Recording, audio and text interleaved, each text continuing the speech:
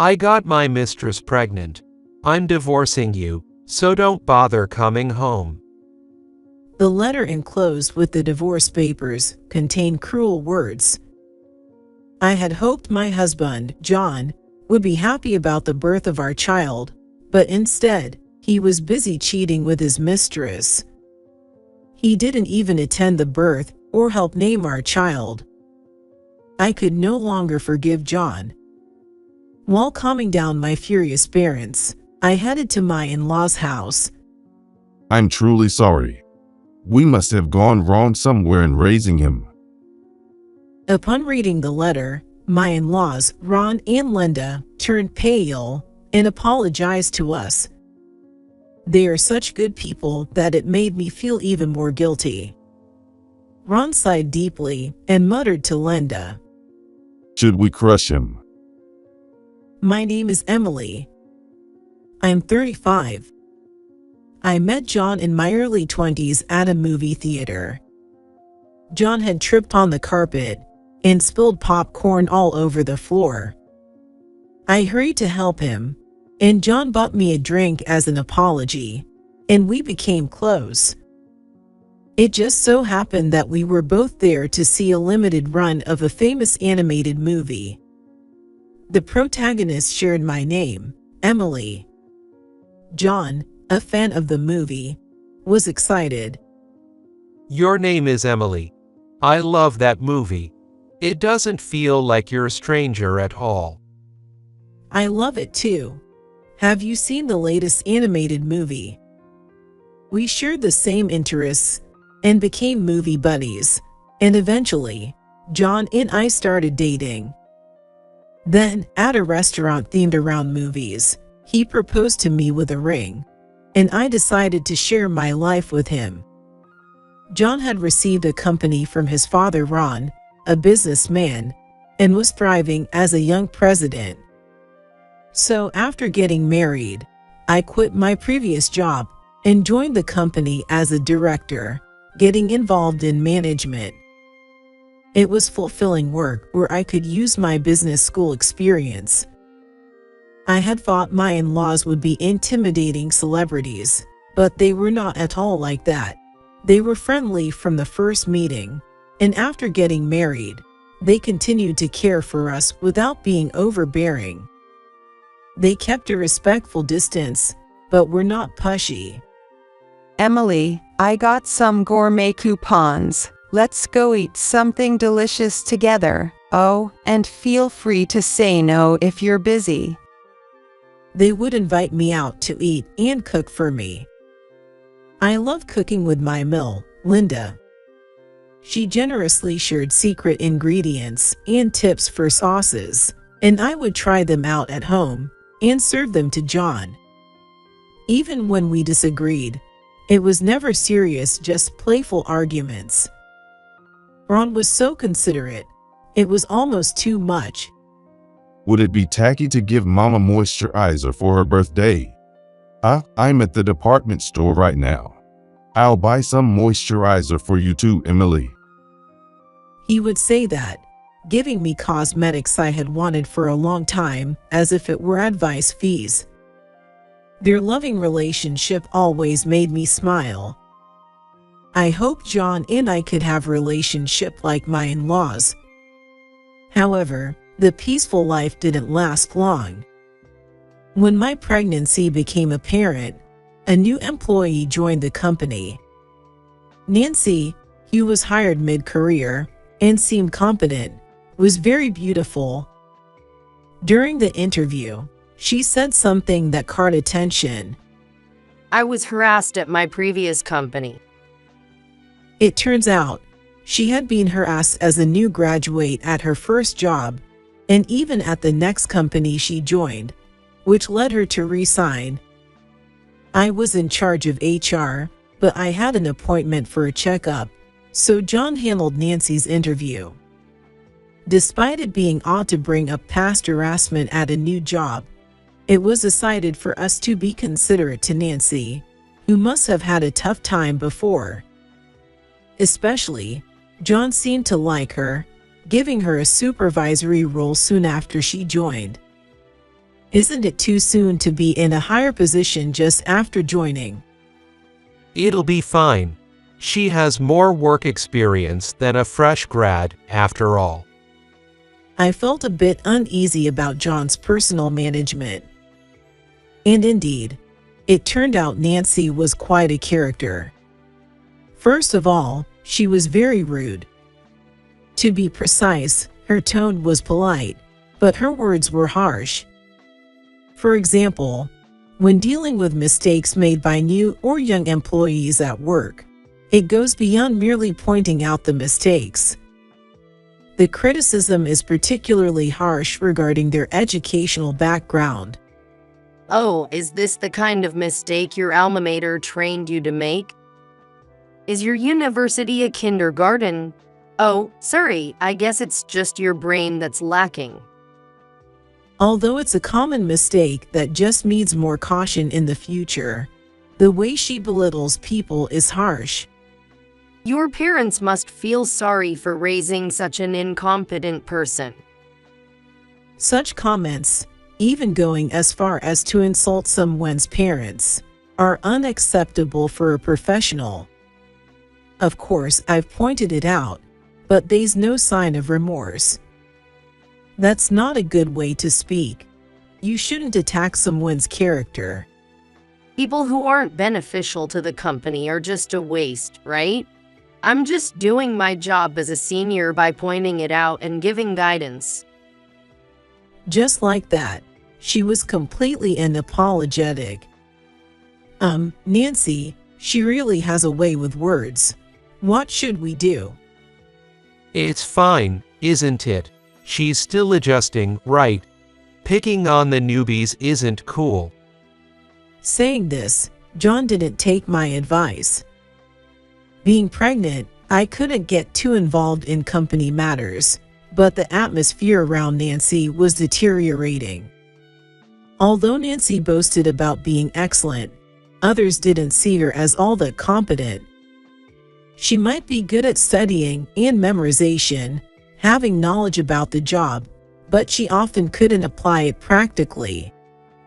Perhaps due to a habit of negligence, she frequently relied on existing templates without necessary modifications.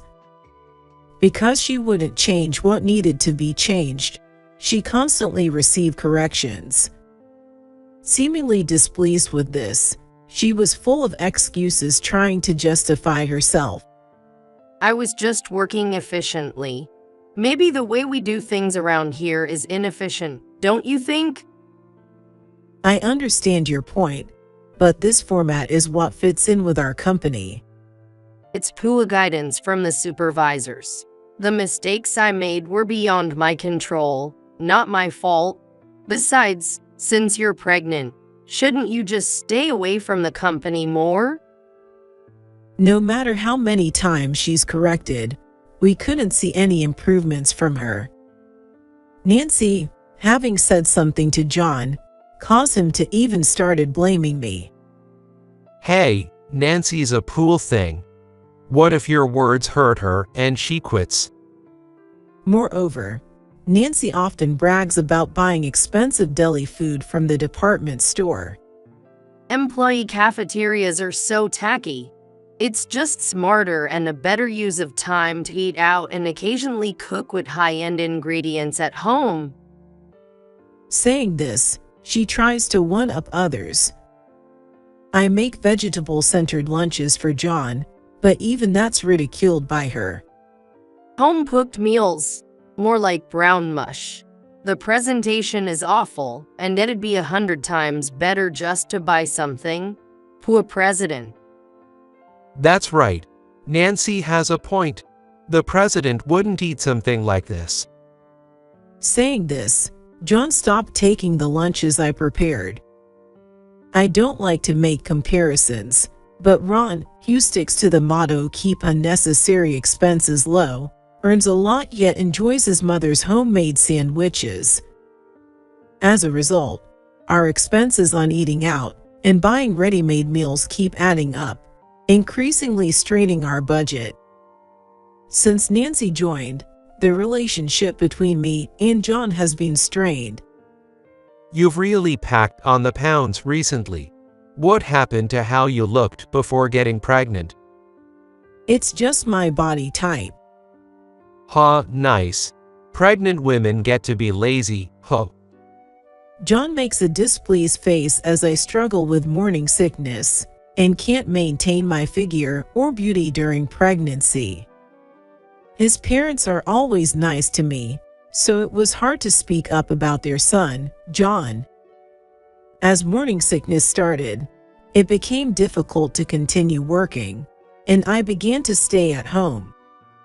Encouraged by my parents, I considered going back to my hometown for the birth, but John was reluctant. Why would you do that? Who's going to take care of me while you're gone? You'll have to manage on your own. You just want to take it easy, don't you? No one I know does this. Going back home for birth isn't normal statistically speaking. I wonder whose statistics those are. John apparently told Nancy about it too. Going back home for the birth? Isn't that a bit too dependent? I can't respect a company president's wife like that. And such an email arrived from Nancy. Why do I have to be subjected to this? My frustration grew day by day. Nancy's condescension wasn't just directed at subordinates, but also at older employees. One day, just before going back home for my maternity leave, I went shopping for maternity goods and miscellaneous items. There, I ran into an employee, Mary, who happened to be buying envelopes and stationery. She looked clearly distressed, and upon asking, I found out she was intending to write her resignation letter. Mary had been repeatedly harassed by Nancy. Mary, a top graduate from a high school with specialized knowledge and a bookkeeping certification, was a valuable asset immediately upon hiring. Ron had scouted her and always valued her greatly. In fact, Mary was the most active contributor in our company. Without her, the company would suffer a significant loss. She didn't desire a high-ranking position because she needed to care for her triplets. I don't know how Nancy found out or if she forced it out of her, but as soon as Nancy learned about Mary's high school education, she blatantly ridiculed her and started ignoring her greetings. Mary was in a managerial position in a different department, but if requests came through her, Nancy blatantly ignored them. Mary, angered, confronted Nancy directly. But Nancy mocked her by saying, "You're a high school graduate, T-Fect. Why should I prioritize the work of someone so lowly? Your kids are a poor thing to be raised by someone like you." She said something outrageous. Mary was naturally furious and pressed Nancy about it. My education has nothing to do with this. Why do you have to bring up my children? I think Mary was rightfully angry. But apparently dissatisfied with this, Nancy made a big fuss to John. I was publicly denounced and harassed in front of everyone. I suffered mental distress. Normally, Nancy would be the one reprimanded, but astonishingly, John completely sided with her. What is this? A veteran pressing a newcomer? Just because you've been here a long time doesn't mean you can get carried away. Eventually, it was settled with Mary apologizing to Nancy. A little investigation would clearly show that Nancy was the problem. Of course, Nancy was smug about it. Well, I'm generous enough to forgive someone like you. From now on, know your place. She didn't think she was at fault at all. She apologized. I'm in the right. And with that, she just became more arrogant. As a favorite of the president, even veterans became her targets, and it seemed no one could say anything anymore. Nancy's unruly behavior only got worse. She sent rude emails to business partners, so it became absolutely necessary to double-check her communications. Her emails were long-winded rants, or informal to the point of calling important people from other companies by their first names, issues that predate professional etiquette. Well, if Nancy is as pretty as she is, a few mistakes can be forgiven, right? John, you're so kind. John kept making such clueless remarks. The business partner was a fairly large one, so later I was told to go and apologize along with the executive director, but Nancy refused to accompany us. Why do I have to go apologize? There's no need to be so humble. That was the tone all along. So a few months after Nancy joined, she was completely treated like a hot potato. People would greet her and interact with her for work, but otherwise, she was totally untouchable. No matter how often it was pointed out, she would not adhere to the company's specified dimensions, and she maintained her usual attitude even when corrected. It's unpleasant to be criticized by low-educated people like you, so don't point it out. So now, it seems easier to just correct everything at the final stage, without saying anything. I had no idea it had come to this. Emily, you're pregnant, and it must be hard, so I understand you can't say much. It's okay about me, but when she talks about my kids. Mary seemed even more distressed as she recalled Nancy's words. I'm sorry for doing this on my own, but once my child secures a job, I won't have to work so frantically anymore. Maybe retiring is one option here. Saying that, Mary smiled at me, obviously concerned for my well-being. The resignation letter is just a precaution. I still have responsibilities, and quitting abruptly would be rude. I'll try to hang in there for a few more months. Have a healthy baby, okay? Filled with regret, all I could do was watch Mary walk away. After returning home, I confronted John, but it was to no avail. You're not at the office right now, so you don't understand the situation. You shouldn't even be speaking up. But it's too much even for Mary. We should value our employees, shouldn't we? That's why I am valuing Nancy. Honestly, Mary is already old, and she won't contribute much to the company moving forward. Maybe it's time to consider a change. John left the house clearly in a bad mood. Lately, he's been staying out more, and something felt off. He wasn't helping at all with naming our child, and it seemed like his heart was drifting further from me. In my final month of pregnancy, I noticed that my toenail had split. I couldn't reach my feet anymore because my belly was in the way, and I asked John, who was in the living room. My toenail split, but I can't cut it myself. Could you help me trim it a little? John's response was a complete turnaround. You want me to do menial tasks like that? He slammed the newspaper on the floor, swept all the items off the table, and stormed out, stomping loudly. I wonder if he realizes whose child I'm carrying. After all, I've even cut his nails before. Realizing this was not good for the baby, I decided to go to my parents' home early. When I told John, his response was dismissive. Fine, just leave already. I assume it goes without saying, but please come to the hospital when the baby is born, okay? I'm busy, you know. Doesn't he care that our child is being born? Isn't he looking forward to it? Even though John had been so against for me to go to my parents' home for the birth, he agreed so easily now, which felt strange, but people change. Men often realize they are becoming fathers later on, I told myself. After John left for work, my father, who was looking forward to the arrival of his grandchild, came to pick me up.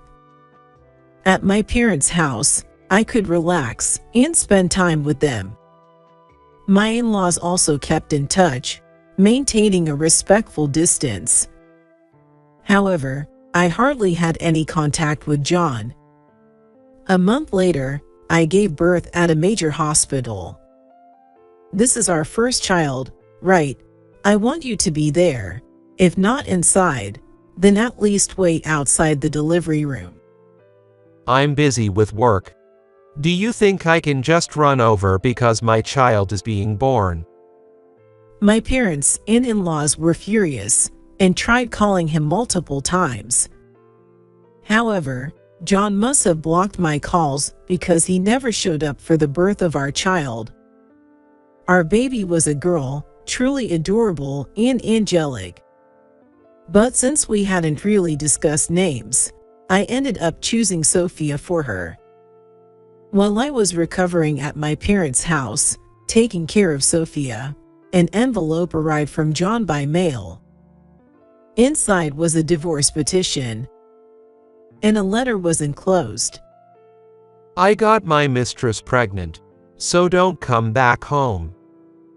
There was also a photo of him making a peace sign with a woman inside our house. The woman was Nancy. My parents were livid, their faces turning red with anger. Despite the clear betrayal by John, I felt strangely calm. I wonder if his parents know about this. My parents and I immediately went to see my in-laws.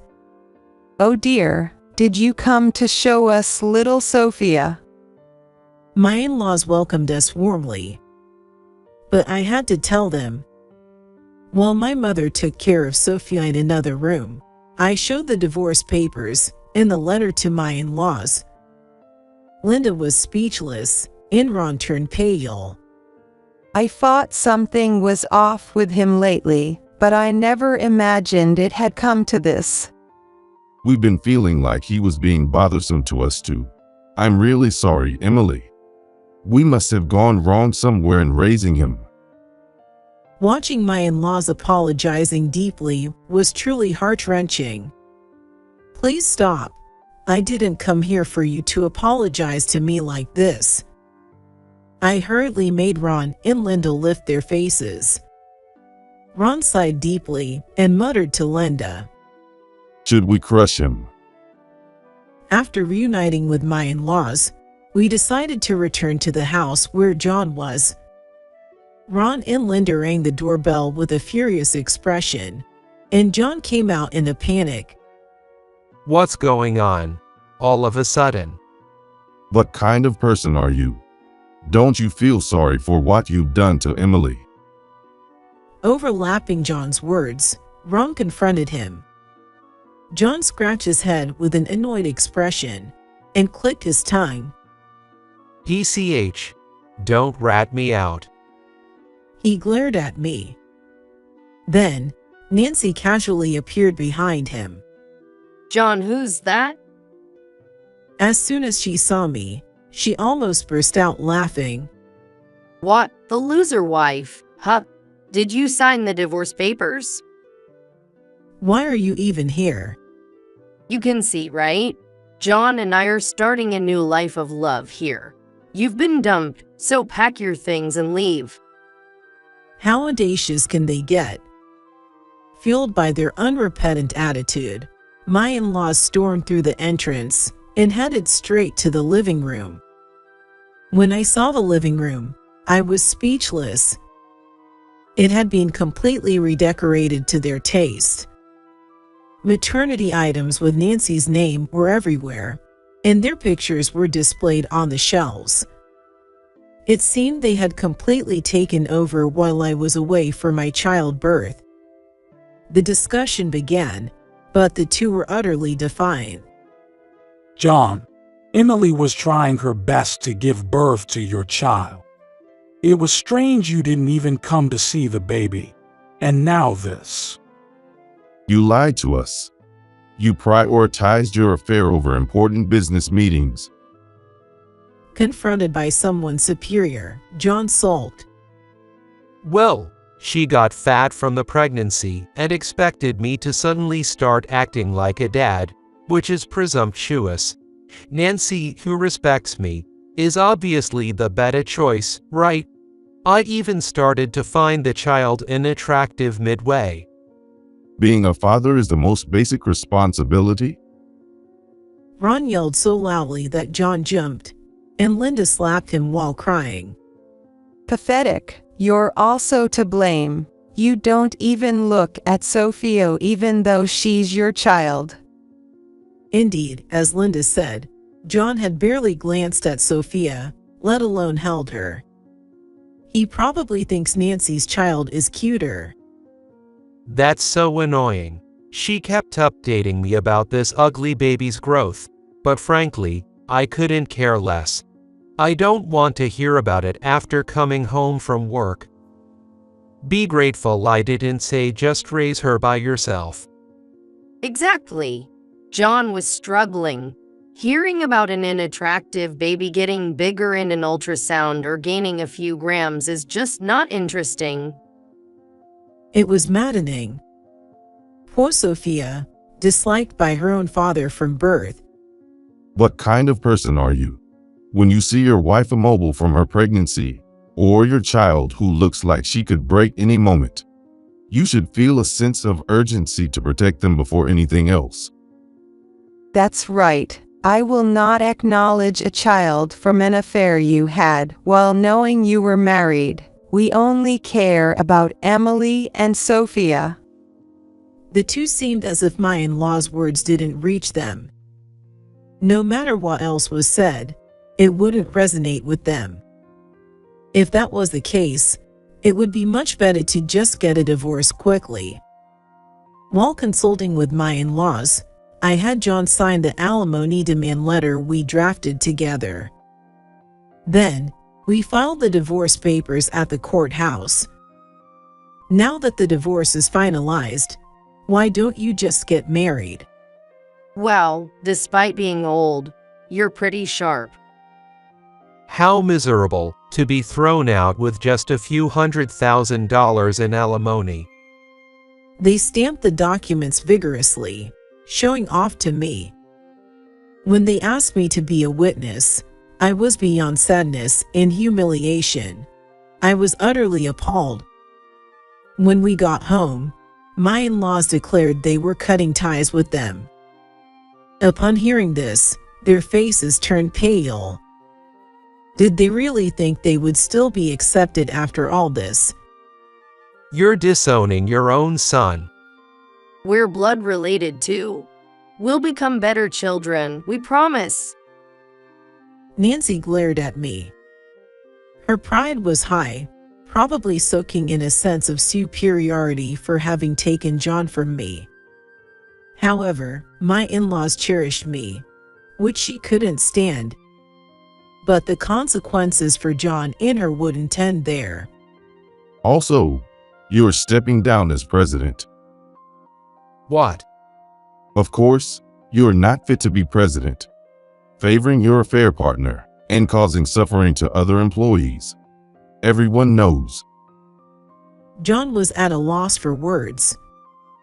Had he been aware? But I am the president. Yeah, right? Just because you're the parents doesn't mean you can just fire him. That's true. If you don't want to retire willingly, it's not going to be immediate. Ron's words made them lift their chins triumphantly. But can you two really continue to run the company? What do you mean? I secretly surveyed your employees. They said if you remain as president, they would leave the company. It was originally one of my companies, so they all cooperated. John and Nancy were speechless.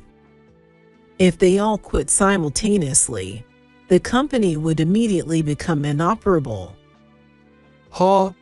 Stop threatening me, Dad. Those guys, they can't find another job. I've promised to hire them in a new department I'm establishing in my company. Seems they really hated the current one. Everyone was quite pleased. What? Those traitors?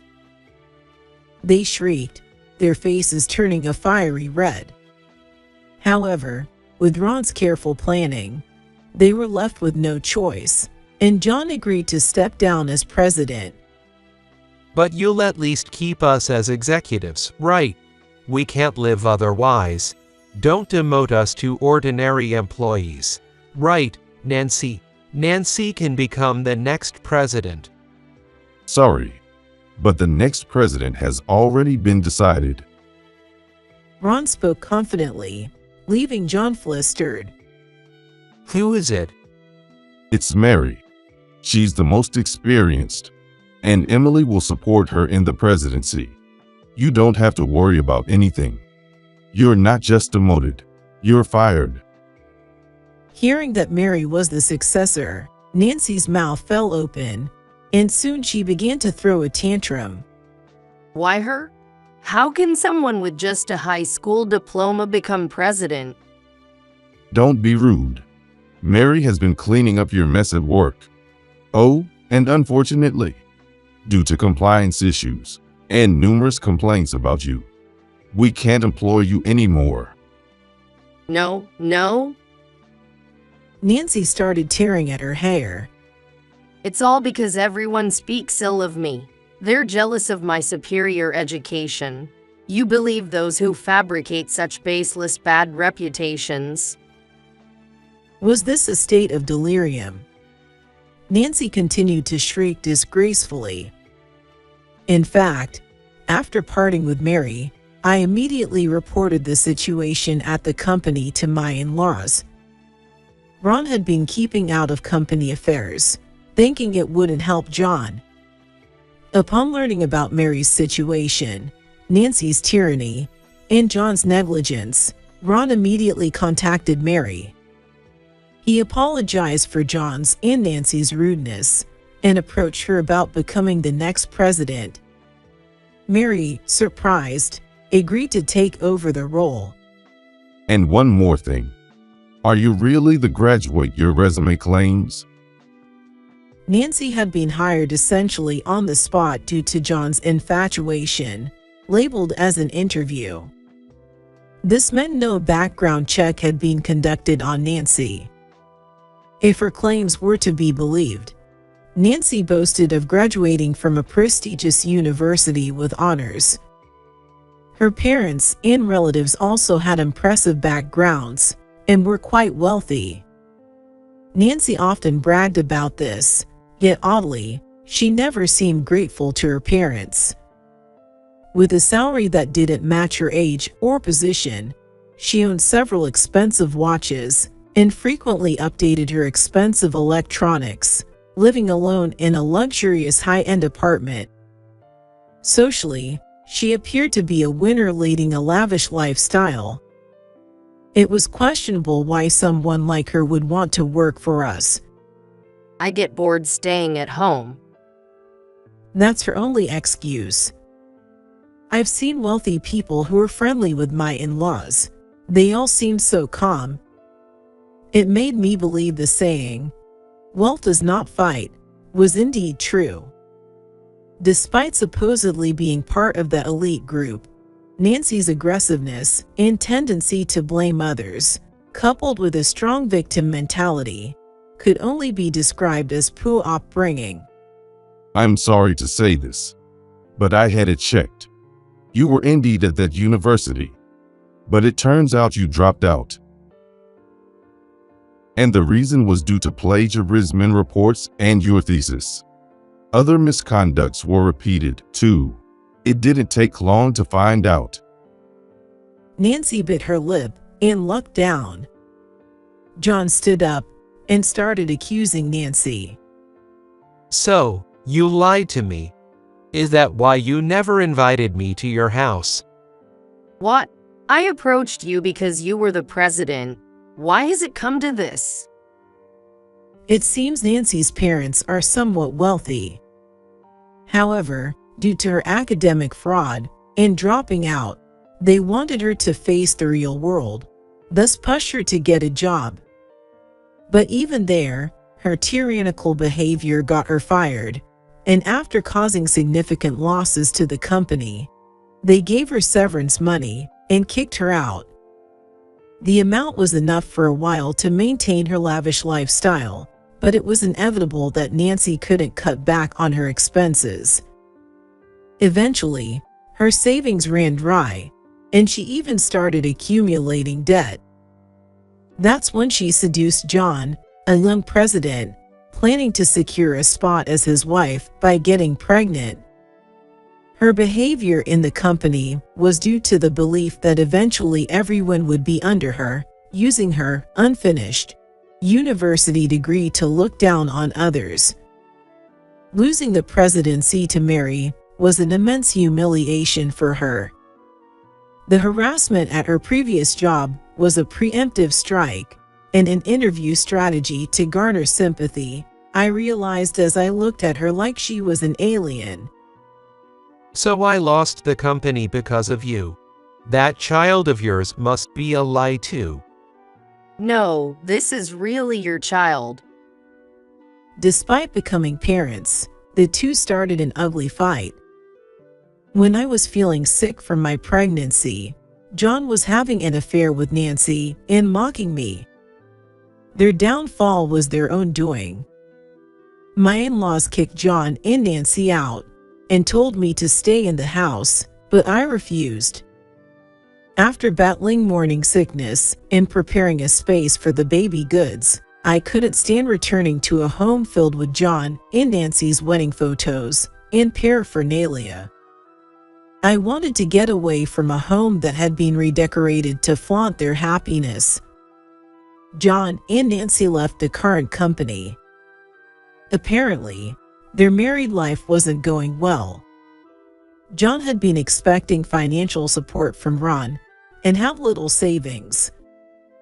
How can you just abandon me like that? Do Mom and Dad hate me now too?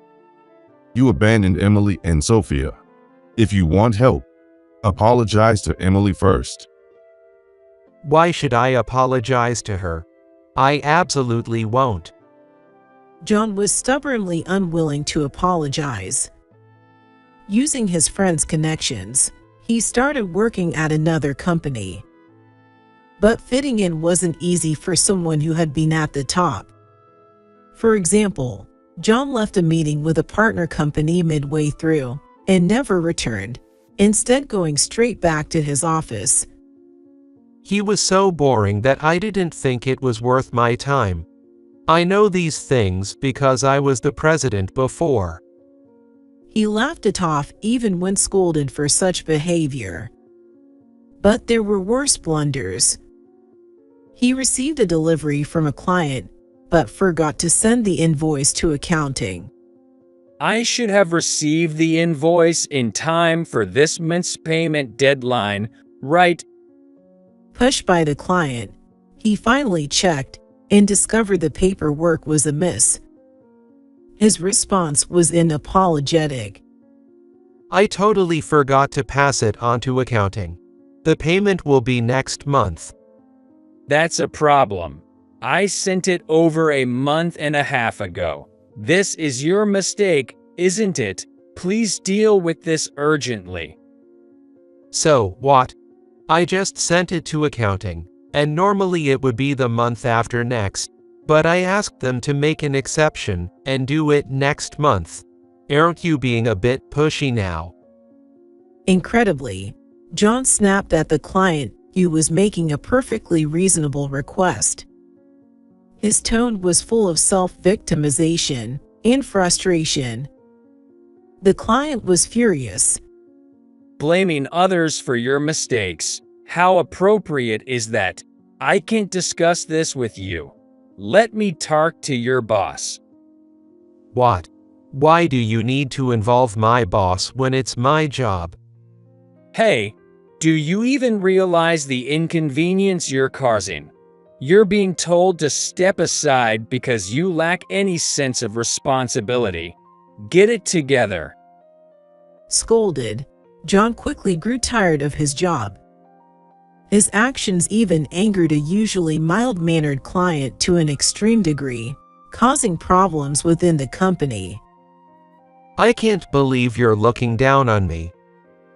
Instead of showing any remorse in a situation that would normally cause one to blanch, John stubbornly refused to apologize and ended up getting fired. Naturally, this cut off his source of income, and with constant conflicts with Nancy, he bounced from job to job. He frequently asked his parents for financial help, but they consistently refused. A year later, I was raising Sophia under the watchful eyes of my parents and in-laws. One day, while holding Sophia outside my parents' house, I noticed a man standing there. While I was soothing Sophia, I thought he seemed intensely focused on us. Ugh. Suddenly, he started to sob, covering his mouth. "What's the matter?" The man suddenly approached, trying to touch Sophia. I instinctively stepped back, and when I looked at his face, it was John. He looked emaciated, and as if he hadn't been living well. "John." You've raised Sophia to be so big. Were you waiting for me? He was saying things that made no sense. Just as John reached out to us, my father, seeing this, rushed over. Why are you here? Leave. Wait, I came to pick up Emily. John claimed his married life had been dreadful. Nancy had given birth, but they had no money and were living in poverty. DNA tests confirmed that the baby was indeed John's child, but debt collectors were causing them trouble. When Nancy tried to return to her previous company, Mary personally came out and turned her away. Seeing the company thriving and harmonious without her drove Nancy to a meltdown. Why, I'm more suited to be in charge. Please leave. You're causing distress to the staff. There is no place for you here anymore. Mary calmly handed Nancy over to the security guards as she threw a tantrum. John and Nancy's relationship was at its worst, and John expressed a desire to leave Nancy and the baby and come back. She used to be so beautiful, and now she's just a mess. Hey, Emily, come back home. If you're there, I can kick Nancy out. What are you talking about? Trying to abandon your new family just shows you haven't changed at all. I will never let Sophia see you again. Don't come near us ever. John's face crumbled into despair. You've become too much like a mother. It's terrible how you've lost all your innocence. If you don't leave, I'll call the police. My father slammed his hand on the wall, his voice booming with authority, which seemed to frighten John enough to make him flee in haste. I'm sorry about our foolish son. When I told my in-laws, they apologized profusely and agreed to hire a security company. If he lurks around again, we won't hold back. With that, my father, a former wrestling enthusiast, began practicing again, almost making me worry more for John than for us. Though it seems unlikely that I'll have anything to do with John and Nancy again, the intense stress they caused me often appears in my dreams, reminding me how desperately I want that to be the last time. In my arms, Sophia sleeps peacefully. Even without a father, she has strong allies in her grandparents and in-laws. She will surely be happy. Above all, I am committed to living positively for the life in front of me.